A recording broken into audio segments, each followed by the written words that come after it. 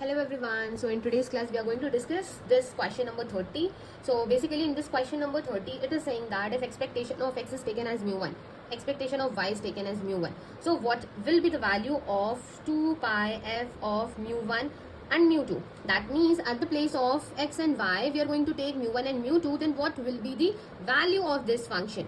Okay, so everyone, this is again the sub part of the previous questions that we have already seen. Okay, so first thing is that in the beginning the question that is given to you is a question of a bivariate normal distribution, and we already know that what is the form of f of xy.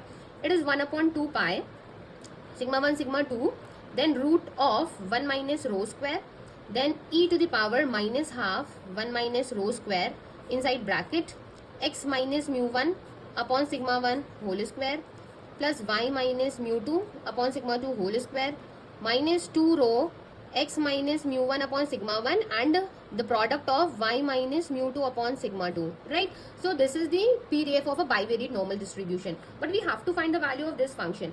That means 2 pi into the bivariate normal distribution, but at the place of xy we have to use mu1 and mu2.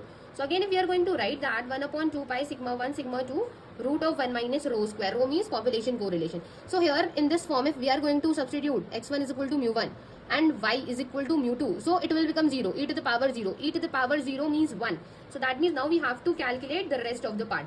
As you all know, we already got the value of sigma 1 and sigma 2 in the previous question. So I am going to write down that value directly.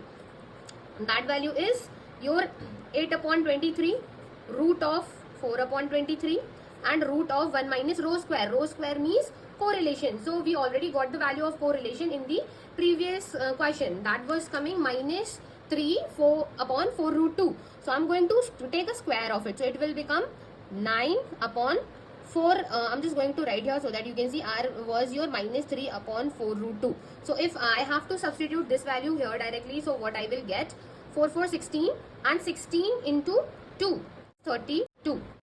So after that we just have to simplify it.